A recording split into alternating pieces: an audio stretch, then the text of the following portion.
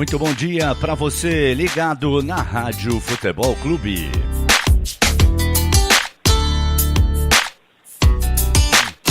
Está no ar o Breakfast News.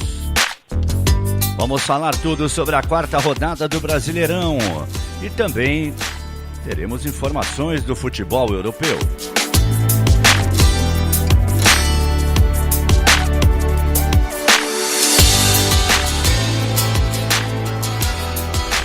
Então, venha conosco nesta segunda-feira, dia 7 de maio, como passa rápido o ano, hein?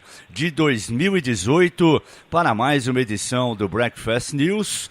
E olha, uma rodada realmente espetacular do Campeonato Brasileiro, gols maravilhosos, gols bonitos, né?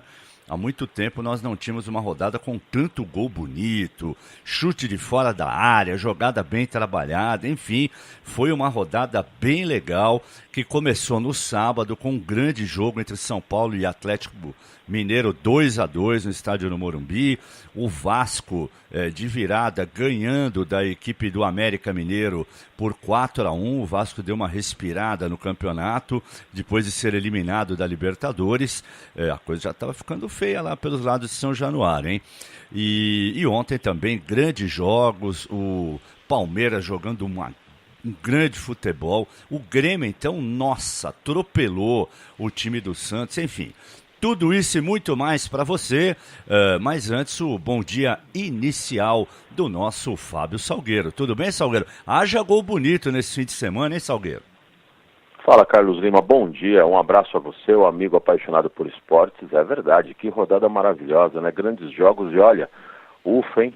Uma rodada bem melhor que a anterior, que foi muito ruim com relação a gols marcados, foi uma rodada muito abaixo, essa não, essa já deu uma reagida, e eu vou te falar, você citou aí agora, nossa, nós já estamos em maio, como o ano voa, é verdade, nós já estamos na quarta rodada do Brasileirão, e nenhum técnico ainda demitido, pelo que eu lembre, né? Hoje vai ter uma reunião na Vila Belmiro, mas não vão fazer a loucura de demitir o Jair Ventura, pelo amor de Deus. A gente vai falar do Santos daqui a pouco, mas vamos começar pelo jogo do São Paulo, né? Sábado o Galo veio aqui, deu muito trabalho, né, para o time do Tricolor e o São Paulo de novo teve aquele problema, Salgueiro. Jogou bem, saiu na frente, mas não conseguiu segurar a vitória. É o que está faltando para o time do Aguirre, que a gente já percebe uma equipe mais organizada, né, um time mais consciente em campo, mas que não consegue segurar os resultados, né? O que é normal, inclusive, né? Se nós analisarmos o histórico do São Paulo com o Diego Aguirre, ele está buscando um time, ele já praticamente encontrou uma espinha dorsal, um bom começo. Agora, a oscilação é normal, muitas pessoas pegam no pé dele, que é o seguinte, que no jogo de sábado contra o Atlético Mineiro, que foi um jogaço, inclusive, que nós acompanhamos, quando ele tirou o Nenê, ele recuou e trouxe o Galo para cima dele. Eu entendi a postura dele, na verdade, o que acontece? Ele precisa encorpar o time, ele viu que sentiu que o Nenê já não rendia mais, e ele pensou o seguinte, olha, se eu abrir o time, eu vou realmente dar espaço pro Galo. Se ele tentou fechando, o Galo veio para cima do São Paulo, ou seja, é uma situação complicada, mas eu estou tentando entender o Diego Aguirre, que deu outra cara para esse São Paulo, e a frustração do empate é enorme, até pelo fato do São Paulo ter mostrado superação no jogo, mas o time está em evolução, tem que acreditar. Sem dúvida nenhuma. E o Nenê deixou o campo com uma contusão muscular, preocupa. São Paulo tem um jogo importante quarta-feira, Sul-Americana, partida de volta contra o Rosário Central no Morumbi. Foi 0-0 lá na Argentina, né? Então São Paulo tem que ganhar. Se tomar gol vai complicar, porque na Sul-Americana tem a história do gol qualificado, né? E além do Nenê, tem um problema com o Militão, que também com um problema muscular sequer jogou a partida do último sábado. O Militão que está vivendo mesmo a expectativa de uma transferência para o Manchester City, hein? Já pensou? São Paulo de novo deve colocar um bom dinheiro nos seus cofres, né? E o Militão, jovem, né, vai jogar com o Guardiola. Seria bom para todo mundo, né, Salgueiro? Porque o Militão é um cara que, taticamente, ele é muito versátil. Ele joga de lateral, ele joga de zagueiro. E isso na Europa é muito valorizado pelos treinadores, né? o Lima tá na cara que ele vai emplacar na Europa, né? Impressionante como ele pratica o futebol moderno, como ele tem qualidade. Eu acho que ele vai crescer muito como jogador, como ser humano atuando na Europa, vai ser muito bom, e é um jogador que, se tudo acontecer da forma que está acontecendo, pode bater seleção brasileira no futuro, sem dúvida nenhuma. O que eu lamento para o São Paulo, e aí é uma crítica geral, né, para todos os clubes brasileiros, é o fato de, infelizmente, né, os jogadores não se criarem aqui, não tem uma identidade, os jogadores saem cada vez mais cedo, com menos de 20 anos, agora está sendo a idade realmente, com 17 anos já tem jogadores indo embora. Então isso é muito ruim. E o São Paulo, mais uma vez, vai embolsar muito dinheiro no bolso, e a gente já comentou isso aqui, né, na rádio, inclusive nos programas nossos. O São Paulo tem que vender, não tem condição de falar não para a proposta para o Militão. Agora, o dinheiro entra para um lado, sai para o outro, impressionante, né? A cada dinheiro que entra com o Militão, o São Paulo vai lá e gasta milhões com o Jean, que não joga, e gasta milhões com o Diego Souza, que quase foi rifado, e gasta dinheiro com o Everton, agora que está sendo um cara que está sendo usado, enfim, vende bem, mas tropeça na gestão, e aí o dinheiro fica curto.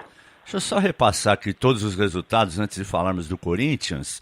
Vasco 4, América 1, São Paulo 2, Galo 2 no sábado. Ontem, Corinthians 1, Ceará 1, Cruzeiro 1, Botafogo 0. Atlético Paranaense do Fernando Diniz, né? Tão falado e tal. Tomou de 3 o Palmeiras em casa, 3-1. O Vitória de virada perdeu para o Fluminense em Salvador, 2-1. O líder Flamengo fez 2-0 no Inter com o Maracanã abarrotado. No clássico nordestino da rodada, Sport 2, Bahia 0.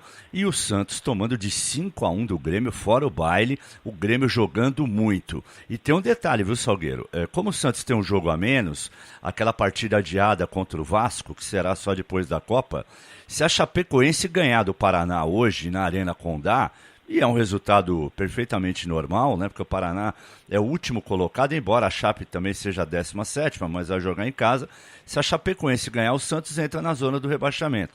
Tudo bem que o Santos não vai cair e tal, mas é duro, né? Para um time com o potencial do Santos, com o elenco que o Santos tem, ficar uma rodada que seja na zona do rebaixamento, né, Salgueiro? É algo momentâneo, mas que incomoda, né, Lima? Sem dúvida nenhuma incomoda.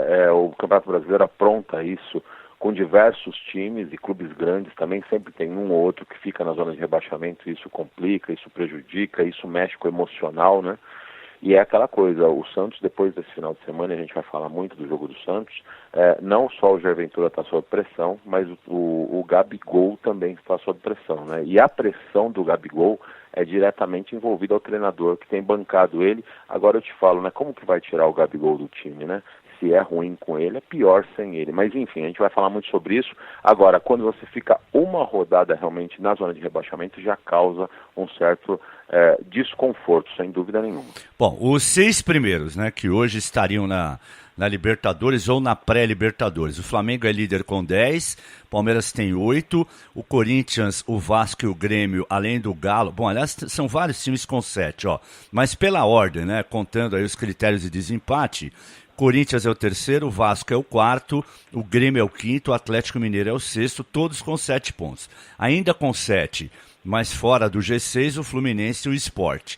Os 4 últimos, Chapecoense, Ceará, Vitória e Paraná. Mas eu repito, se a Chape ganhar hoje, ela coloca o Santos em 17º e, consequentemente, na zona do rebaixamento. Bom, ontem pela manhã, na Arena do Corinthians, completamente lotada, o Carille lançou mão aí de um time alternativo, né? Muito bonito esse nome para falar time reserva. Agora existem palavras bonitas, né? O cara não tem mais dores na coxa, não tem mais lesão muscular, ele tem desconforto, né? Nossa, são palavras lindas. Então, com um time alternativo ontem, o Corinthians não ganhou do Ceará. O Ceará não tinha feito nenhum gol no campeonato. Aí o Wesley fez um golaço, um gol espetacular. Primeiro a bola chega no Elton, que é aquele atacante É, fazedor de gols, mas não é um cara de habilidade, mas ontem ele teve um lampejo espetacular, né? Ele dá uma levantada de letra, a bola chega assim, ele dá uma letra, ela sobe, né? Aí o Wesley domina, vira e chuta de pé esquerdo no ângulo do Cássio. Realmente um gol fantástico do Wesley, e o Ceará arrancou um pontinho. Aí o Corinthians empatou com o Henrique de cabeça, mas foi muito pouco para tentar ganhar o jogo. E o Carille está perto aí de viver a sua pior sequência no comando do Corinthians. Ele nunca ficou 5 partidas seguidas sem ganhar, já são 4. E agora tem um Vitória na quinta-feira. Vamos ouvir o que o Carille falou depois do jogo de ontem. Foi muito claro contra o Atlético Independente que a gente não conseguiu marcar como nós conseguimos, pressionar o homem da bola, ter mais intensidade com a bola também, né? Ficou muito claro.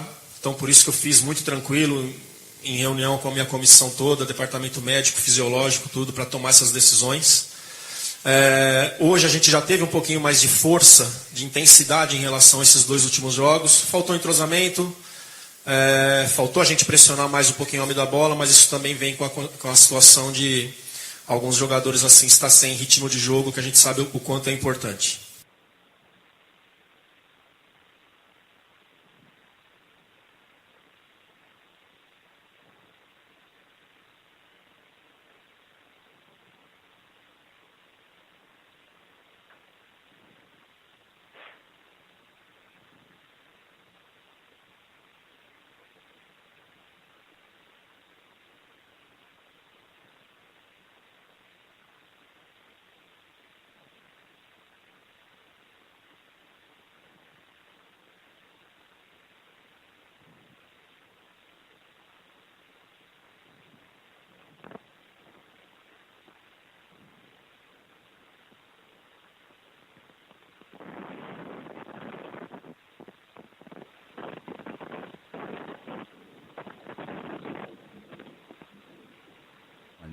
Do nosso Fábio Salgueiro, vamos restabelecer aí o contato, né, para ele continuar falando, né, sobre Campeonato Brasileiro.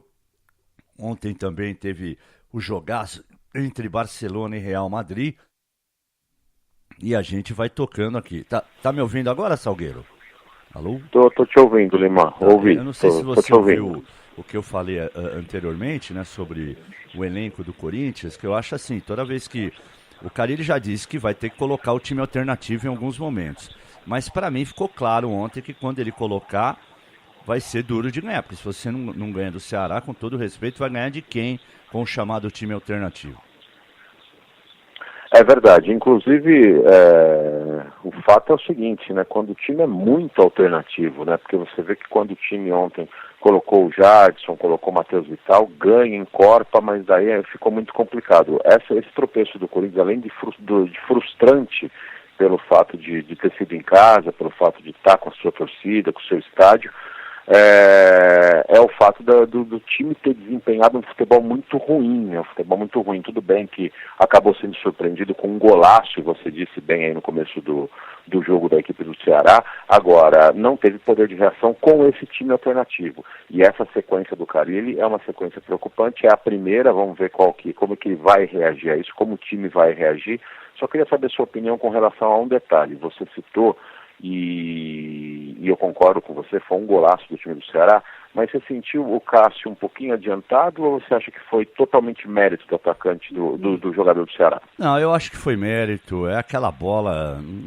Tudo bem, ele até estava um pouco adiantado, mas não é aquele adiantado a ponto de colocar em risco. Eu acho que foi mais mérito. É aquele chamado chute de rara felicidade, né? Mais ou menos como foi o gol do Maicon ontem contra o Santos também, né? É aquela que o cara pega, né, na veia ali, não tem jeito. Eu acho que o Cássio não falhou no gol. Você achou que falhou? Eu achei que ele estava um pouquinho adiantado, sim. Ele é muito alto, né? Eu achei que ele estava um passo à frente. Se ele está um passo atrás, ele não toma aquele gol. Mas também não vou execrar o cara, Eu acho que também não dá para você falar isso, porque quando você faz essas ponderações, eu acho importante eu ressaltar isso, parece que você está tirando o mérito do cara do Ceará. Sim. E ele chutou, ele acertou um chute lindo. A gente tem que ressaltar o gol, é fato. Mas pela altura que o Cássio tem, pela postura que ele tem embaixo dos paus, se ele está com um passinho atrás, ele defende aquela bola e ele joga para escanteio. Bom, alguns lances aí chamaram a atenção na partida. Você acha que foi pênalti no Pedrinho? Olha, eu achei que foi. Tiveram 2 lances de muita polêmica, né, em cima do Pedrinho, que é um jogador leve, e o problema do Pedrinho é o seguinte, aí tem que entrar a orientação do treinador. O lance que eu fiquei muito claro que foi um pênalti sim, porque pisou no pé dele, o problema é que ele, por ser muito leve, ele fez o que o Neymar fazia muito no começo da carreira. Ele se jogou de uma maneira que aí complica, aí bagunça a cabeça do juiz. Eu acho que ele tem que... Sofreu a falta, cai normal. Não tenta fazer todo um teatro, porque daí complica e aí começa a criar uma imagem ruim para ele. Mas eu achei que foi pênalti sim. O que você achou da estreia do Roger? Então, eu achei uma estreia do Roger que ficou marcada pelo gol, porque ele perdeu e aí a torcida pega no pé, mas a gente tem que entender o seguinte, ele é um cara de referência, ele é um cara que ia sentir o jogo, você pode ver realmente e rotulá-lo pelo gol perdido, e daí você pode fazer críticas, como você pode vê-lo também como um cara que foi uma referência na área, coisa que o Corinthians não tem. Eu ainda acho que ele pode ser muito útil para o time.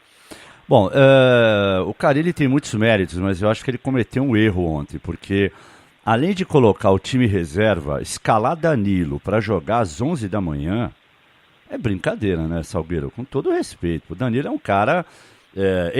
eu até disse ontem durante o jogo, normalmente ele coloca o Pedrinho para jogar 15 minutos, né? Quando o Pedrinho começa no banco.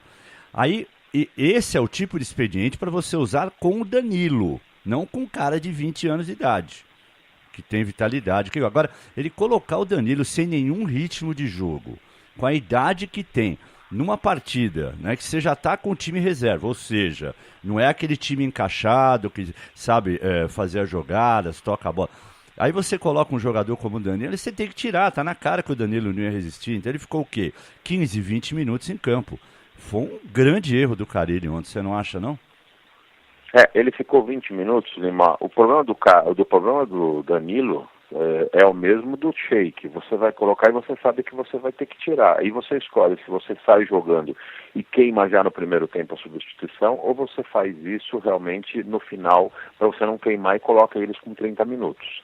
O problema é o seguinte, é que ontem venderam, entre aspas, a imagem do seguinte, que ele tirou o Danilo, não pelo fato do Danilo estar cansado, não estar rendendo, mas pelo fato de já ter tomado o gol e buscar uma nova formação para o time, dar uma movimentação melhor para o time. Eu acho que, sinceramente, ele pecou em sair com o Danilo. O Danilo foi um jogador, uma referência no Corinthians, a torcida idolatra ele é um jogador muito respeitado dentro do clube, mas, gente, tá na reta final, não dá mais, né? Numa boa. E aí foi uma outra coisa bizarra que eu vi ontem, é um detalhe que me chamou a atenção, que eu acho o seguinte, com o Danilo em campo, por mais que ele vá ficar só 20 minutos, você sai para o jogo com o Henrique com a tarja de capitão. O Henrique não tem ascendência nenhuma perante o elenco do Corinthians, o Henrique chegou agora, o Henrique é contestado por boa parte da torcida, e aí sai com a tarja de capitão. Você fala uma coisa que eu já venho falando há algum tempo, a caminhada do Carille no Corinthians é uma caminhada vitoriosa, e isso blinda um pouco de críticas, mas o Carille erra demais em muitos fatores, viu? Ontem teve até torcedor pegando no pé do Carille, ele virou, falou pro cara, ó, já falou demais, agora senta aí e assiste o jogo, né? Só quero ver o que ele vai fazer quinta e domingo, né? Essa conversinha de que o elenco tá cansado, porque não sei o quê. Aí ele vai poupar alguém contra o Vitória, que é jogo eliminatório pela Copa do Brasil? Provavelmente não. Ele vai poupar alguém no clássico contra o Palmeiras? Provavelmente não, né? É claro, se o cara tiver machucado, tá, mas não vai fazer o que ele fez ontem contra o Ceará de jeito nenhum.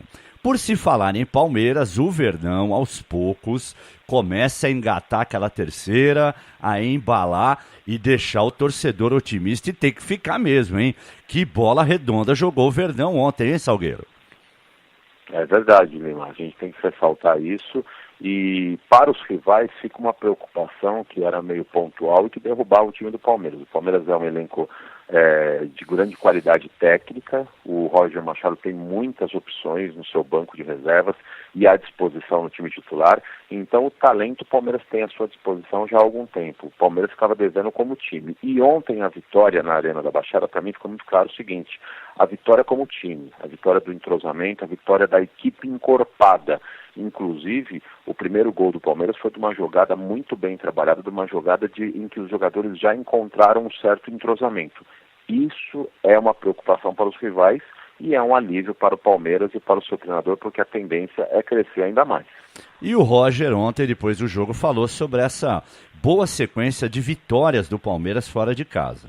Jogando como visitante, a partir do que o tempo vai rolando, né, você vai jogando a pressão para o adversário e você vai tendo mais espaços para jogar e organizar suas ações ofensivas. Como jogamos como visitante, dificilmente a torcida vai permitir que o jogador, que a equipe adversária jogue retrancado, recuado, e isso vai surgir espaço para a gente. É aquela velha história, né? Quando você joga fora de casa, né, Salgueiro? Você, em tese, tem mais espaços. A questão é saber aproveitar ou não. Tem muito time que se propõe a jogar no contra-ataque, mas não sabe o que fazer com ele, né?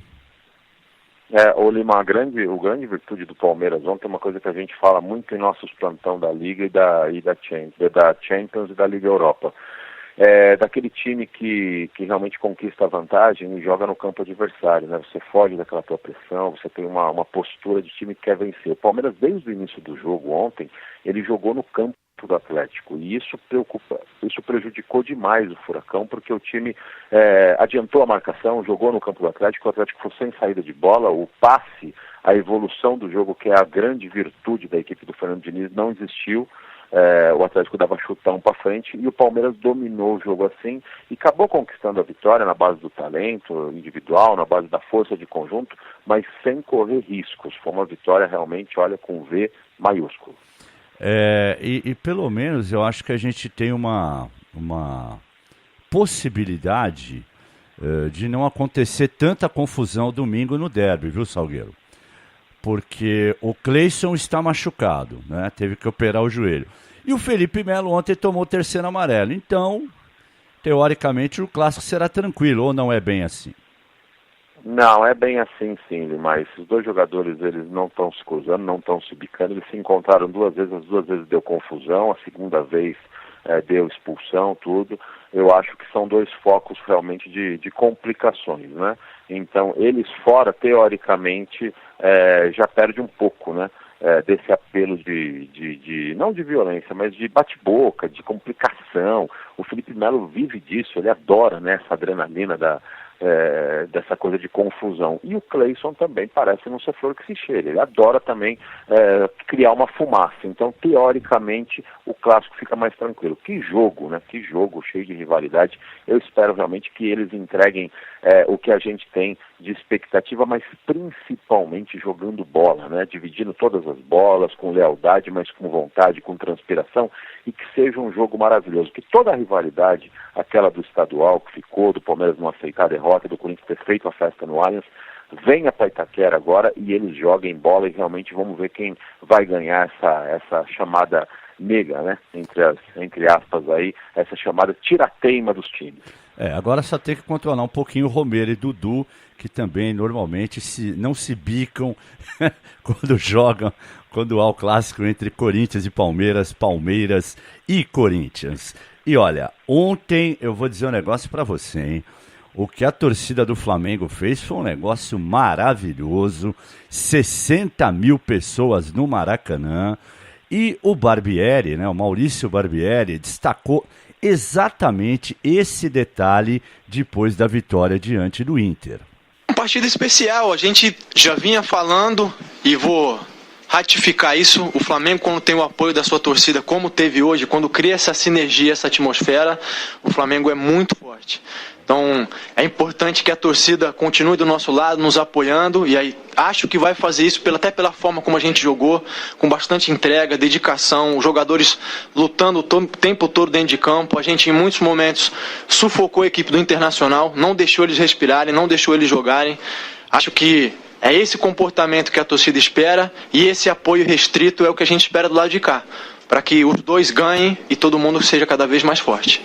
E ainda contou com a volta do Guerreiro, que entrou, né, aos 32 minutos. Ele que viveu esse drama aí do doping, da suspensão, aquela coisa toda. O Guerreiro está de volta. É claro que a situação dele ainda não está totalmente definida. Ainda existe uma parte do julgamento que vai ser definida, mas por enquanto ele pode jogar, né? Então o Guerreiro é mais um fator de motivação. Ele saiu do banco de reservas, né? E as 60 mil pessoas gritaram: acabou o caô, o Guerreiro chegou. E aí, Salgueiro? O Guerreiro vai ter que jogar muita bola. Impressionante, né, Lima? Como o Flamengo gasta milhões em contratações, traz jogadores importantes e quem decide é sempre o Paquetá e o Vinícius Júnior, né? A molecada do Flamengo tem muito potencial.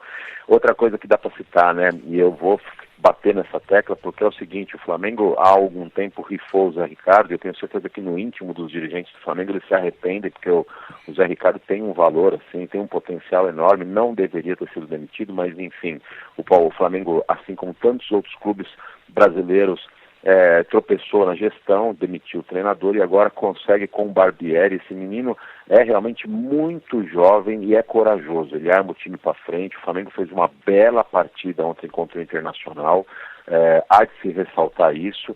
Foi uma vitória importantíssima de um Flamengo que começa bem no Brasileirão, bem diferente dos outros anos, né? Está se encorpando a cada rodada, então realmente é um trabalho que tem que ser enaltecido. A gente sabe que ele não vai ter realmente o apoio, o Barbieri, que a gente espera, que o Flamengo precisava, porque ele está mostrando potencial e o Flamengo vive de resultados até pelo dinheiro gasto, mas há de se ressaltar também, né, Lima, impressionante como o Flamengo também, ele dá sorte, entre aspas, ele consegue peneirar, entre aspas, treinadores que vêm da base, treinadores que nascem no clube e acabam fazendo grandes trabalhos, né? O próprio Andrade, o ex-jogador, o Carlinhos, o Jaime, agora o Barbieri, o próprio Zé Ricardo, impressionante como eles revelam, mas infelizmente não valorizam tanto esses caras, né?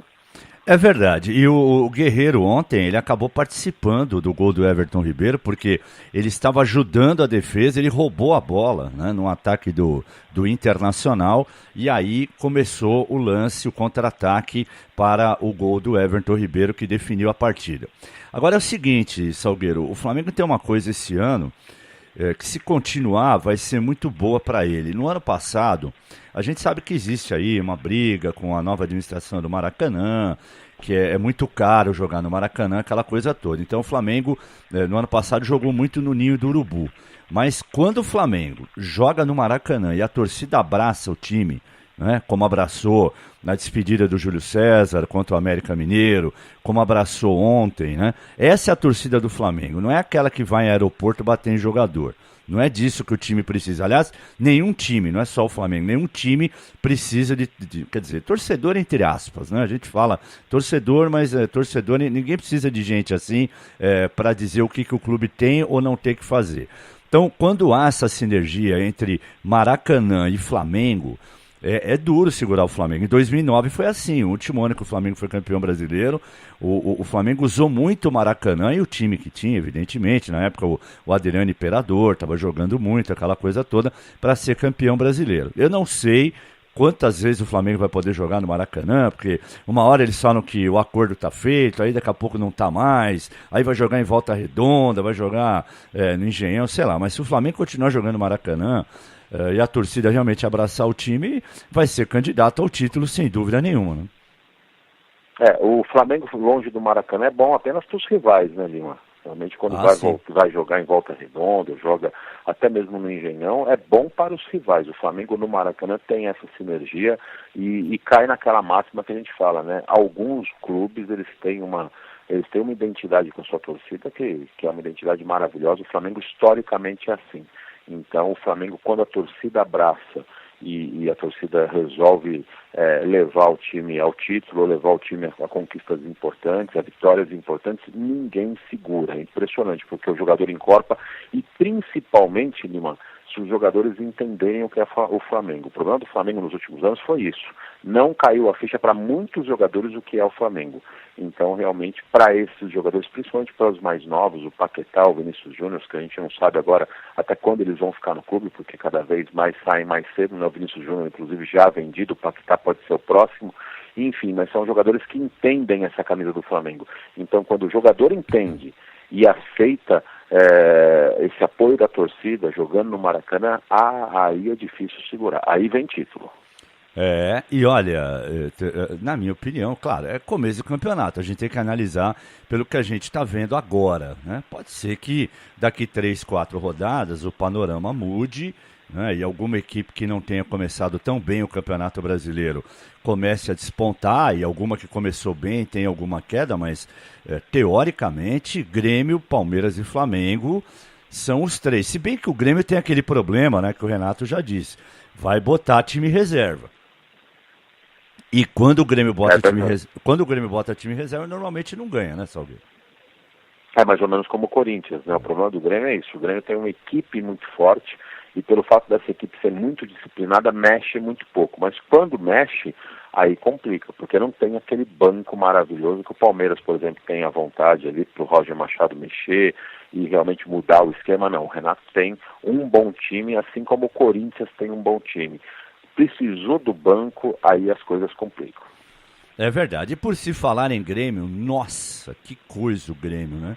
Fez 5-0 no Cerro Porteño. E não, tudo bem, o Cerro Porteño está longe de ser hoje uma grande potência da América do Sul, mas é um time que se fecha bem, tanto que lá em Assunção foi 0-0 e tal. Então é um time que também não é uma baba, né? E o Grêmio se impôs, fez 5-0. E ontem não deu a menor possibilidade para o Santos. O Santos praticamente não passava do meio de campo, né? Foi uma aula do time do Grêmio. E o Renato Gaúcho, até ele em alguns momentos, ficou surpreso com o desempenho da equipe do Grêmio. Acredito até que nós estamos superando o que nós havíamos feito o ano passado e me encanta porque não é que o Grêmio acha 1 ou 2, 3 gols e de repente em 3, 4 jogadas. Não, a minha equipe é uma equipe determinada, uma equipe que não deixa o adversário jogar, uma equipe que praticamente joga dentro do campo do adversário, cria bastante. Foi dessa forma também contra o Atlético Paranaense. Nós criamos várias oportunidades, mas infelizmente que naquele domingo a bola não quis entrar. Foi um chocolate, hein, Salgueiro? Vamos combinar. E antes que você fale, teve um repórter gaúcho na coletiva do Jair Ventura, né? Ele perguntou o seguinte: Jair, você acha que foi um massacre do Grêmio para cima do Santos? Vamos ouvir o Jair. É um jogo onde uma equipe fez uma excelente partida e nós não fizemos uma grande partida. Agora, a palavra que você quer usar, todo mundo tem a liberdade de expressão.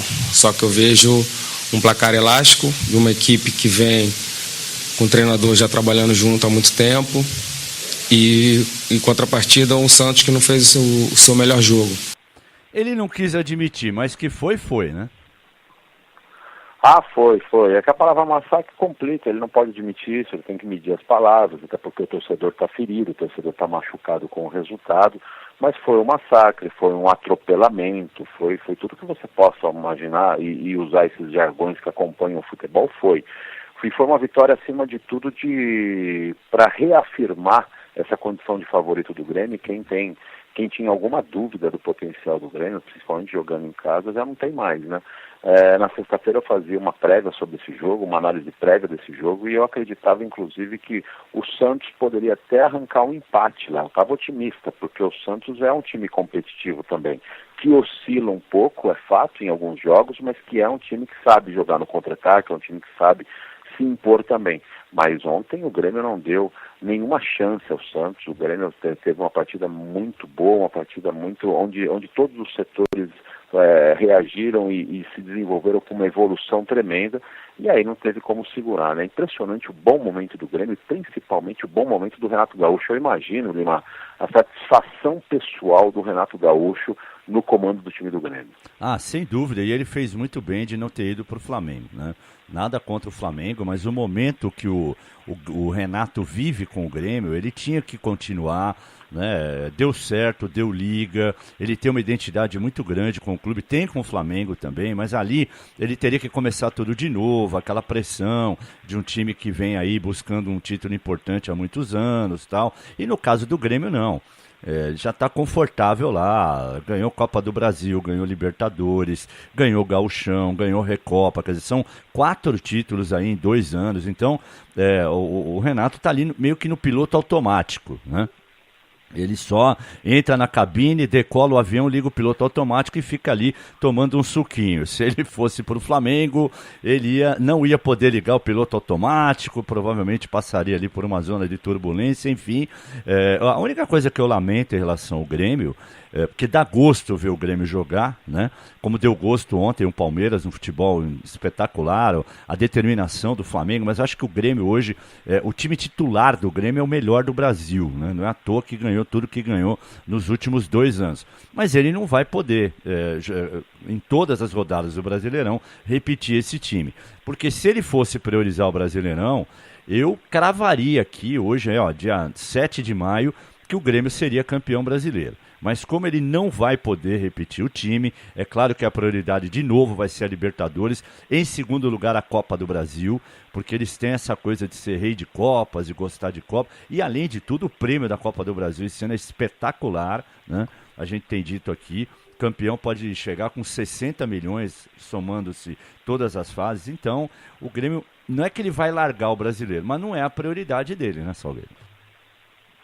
É verdade, Lima, concordo absolutamente com você em todas as suas ponderações e digo mais, o que pode ajudar o Grêmio no Campeonato Brasileiro é essa competitividade que apresenta o Nacional e esse sobe e desce das equipes, né? Por exemplo, você vê o Corinthians ontem, se vencesse, poderia estar na liderança aí isolado e acabou tropeçando em casa. Então são times fortes que jogam em casa, vencem, às vezes tropeçam em casa, mas vão fora, acabam vencendo fora. Então essa competitividade pode ajudar o Grêmio a conseguir no final, em dezembro, chegar junto também no Brasileirão e conquistar o título. Concordo com você, se fosse só disputar o Nacional com foco no Nacional, eu faria uma aposta boa numa casa de apostas aí que o Grêmio venceria e apostaria um bom dinheiro. Agora, o fato é que o calendário do futebol, infelizmente do futebol brasileiro, né, Lima, ele é muito cruel com os times bons, os times competentes. Ele não ajuda, pelo contrário, ele atrapalha e faz de tudo para que esses times não emplaquem títulos, porque realmente as competições se afunilam e chega uma hora que você tem que priorizar as competições abrindo mão de outras. E olha, no caso do Grêmio, ele vai abrir mão apenas, entre aspas, do Campeonato Brasileiro, que teoricamente é a principal competição do país. É impressionante. Sem dúvida nenhuma. Bom, então, já que demos uma geral no Campeonato Brasileiro, agora vamos virar a página.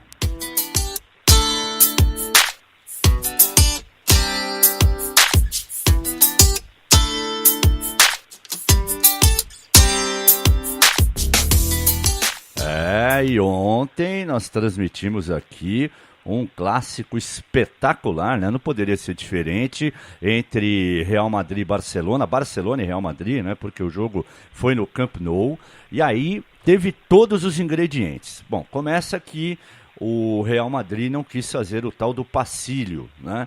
Para a entrada do Barcelona campeão. Existe uma tradição lá.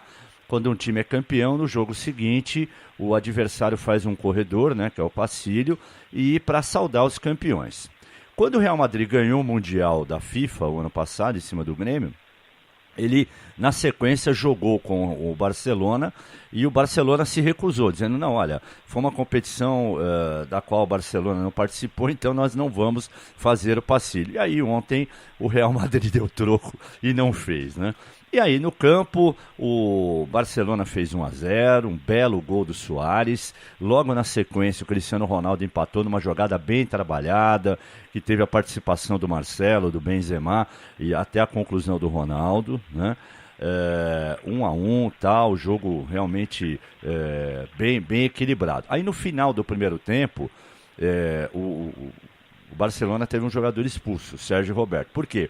Porque já havia tido confusão, até o Messi, que não é um jogador violento, deu uma voadora no jogador do Real Madrid, no Sérgio Ramos, a coisa ficou quente, né? E o Sérgio Roberto, naquele clima lá, deu uma pegada mais forte, no último lance do primeiro tempo, tomou vermelho direto, aí o Barcelona voltou com 1 a menos.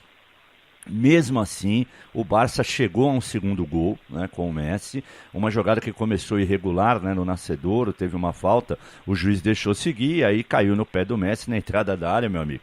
Ele deu aquele corte no zagueiro e colocou no canto direito do goleiro. E no final do jogo, né, quer dizer, não no final, 27 do segundo tempo, o Bale também de fora da área fez um belo gol, deixou tudo igual.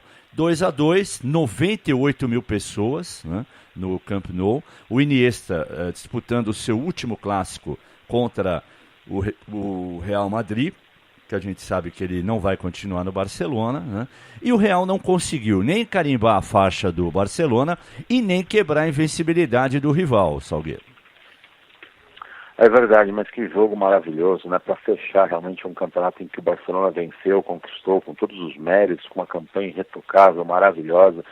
Mas quando você falou aí, né, Lima, agora é o meu lado saudosista, você me desculpa, mas um clássico com 98 mil pessoas. Nossa, eu sou da época que o Morumbi recebia 120 mil pessoas. Eu estava na arquibancada em clássicos, Corinthians e Santos, Santos e Corinthians, Corinthians e Palmeiras, Corinthians e São Paulo, São Paulo e Palmeiras, São Paulo e Santos, enfim, em todos esses jogos. Então, realmente, que clássico maravilhoso. O jogo, realmente, nós acompanhamos pela Rádio Futebol Clube, e foi um jogo maravilhoso que mostrou a força do Barcelona, mostrou a força do Real Madrid. O Real Madrid não conseguiu carimbar a faixa do Barcelona, mas realmente os dois maiores rivais aí fecharam o campeonato de uma maneira muito legal, muito boa, e o Barcelona realmente campeão com toda a justiça.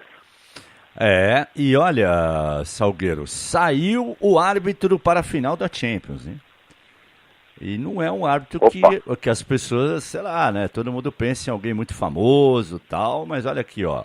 Milorad Mazic, sérvio, vai apitar a final. Ele tem 45 anos, é árbitro internacional desde 2009, estará na Rússia, é um dos árbitros aí escolhido pela FIFA para a Copa do Mundo, e no ano passado ele apitou a final da Copa das Confederações entre Chile e Alemanha, né? Também em território russo. Portanto, ele que vai ter que segurar essa onda aí, porque tanto o Real Madrid quanto o Liverpool foram beneficiados em algum momento, o Real Madrid bem mais, né, na Champions League. E agora vamos ver se o homem segura a onda, né, Salgueiro? Verdade, né, Lima? É um jogo da principal competição do planeta, de clubes, então vai ser uma pressão enorme. Eu espero realmente que ele consiga exercer o seu trabalho com a maior dignidade possível e com a maior competência. E competência também aliada à sorte, né, Lima? Porque o que o futebol hoje apresenta de lances para colocar o árbitro também realmente na sinuca de bico é impressionante. O que é bom nessas competições é que, diferente aqui do Brasil, os jogadores ajudam o árbitro, eles não ficam enchendo a paciência do árbitro, mas os erros se acumulam. A gente acompanhou rodada a rodada da Liga dos Campeões, da Champions, e a gente sabe realmente que a arbitragem erra demais. Mas tomara que seja uma final em que o esporte saia fortalecido e, acima de tudo, o futebol saia fortalecido sem erros de arbitragem. Normalmente eu digo aqui que lá na Europa o pessoal respeita mais a arbitragem, não peita juiz, aquela coisa toda, mas ontem Barcelona e Real Madrid não teve isso não, viu, Salgueiro? Nos momentos que a coisa pegou, teve rodinha em volta do árbitro, aquela coisa toda, parecia futebol brasileiro, viu? Quando se trata do maior clássico do mundo, aí o pessoal esquece um pouco da fidalguia, viu, Salgueiro? Aí o futebol se torna igual em todo o mundo, né? Então é mais ou menos o que você está falando aí. Você imagina, então, domingo aqui, Corinthians e Palmeiras. Meu Deus. Nossa, coitado de quem for apitar. E olha, o Porto ontem confirmou o título, né? Todo mundo já esperava. Ele contou com o empate entre Sporting e Benfica no sábado, por 0-0 no Alvalade, e ontem ganhou em casa do Feirense por 2-1, e portanto a festa é do time do Porto, que quebra lembra aí uma sequência do Benfica, o Benfica que liderou a maior parte do campeonato português, mas na reta de chegada, né, justamente depois de uma derrota para o Porto em casa, o Benfica não segurou a onda e acabou praticamente entregando o título para a equipe do Porto. Na Itália, embora matematicamente ainda não, mas a Juventus é a virtual campeã, porque ela ganhou do Bolonha por 3-1 e o time do Napoli, né, que estava vencendo o Torino, tomou um gol no finalzinho. Você lembra que eu falei para você a semana passada que o Torino é aquele time que você nunca sabe o que você pode esperar dele? E aí, ó, ele atrapalhou a vida do Napoli, né? Eu acho que a Juventus seria campeã do mesmo jeito, talvez, se não na próxima, na última rodada. Mas o Torino foi lá e atrapalhou o Napoli. Fez um gol aos 38 do segundo tempo, o Napoli vencia por 2-1 e atrapalhou, né? Já praticamente entregou o título exatamente para o seu maior rival, né? Que é a Juventus. Torino que está ali no meio da tabela. Esse ponto para ele não muda muita coisa, ele tem 48, ficaria com 47 se perdesse, né? Quem vem atrás é o Genoa, que tem 41, ou seja, foi aquele ponto que não adiantou nada para o Torino e que praticamente destruiu qualquer sonho do Napoli, viu, Salgueiro?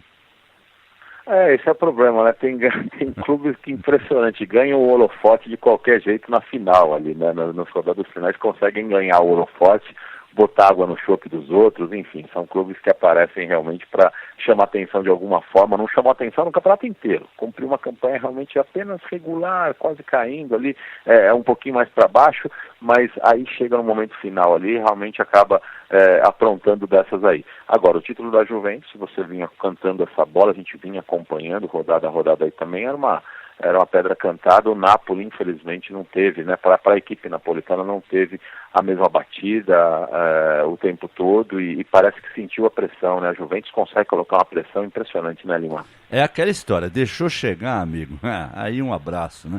O Napoli chegou a ter, se eu não me engano, 4 pontos de vantagem e tal, aí foi perdendo pontos e a coisa complicou de vez, e aí quando você olha no retrovisor e vê, né, a Juventus chegando, um time que vai conquistar aí o seu 34º Scudetto, né? Um Napoli que só ganhou 2 vezes, pesa muito, e o Napoli não resistiu.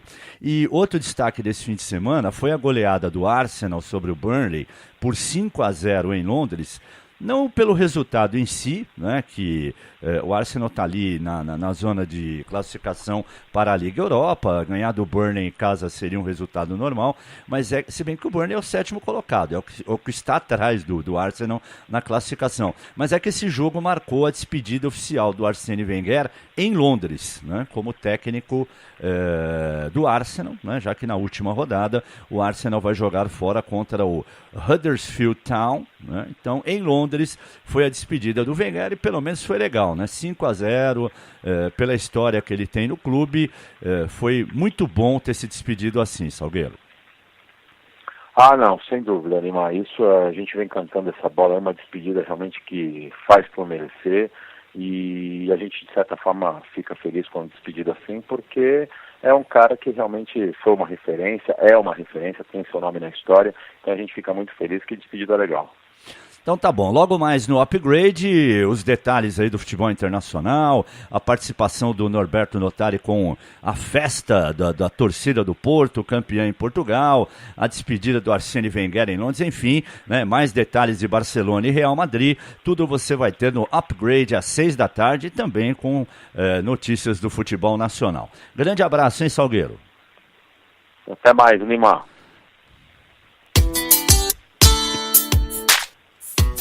Fique ligado, a qualquer momento tem Click Time atualizando as notícias do futebol pelo Brasil e pelo mundo.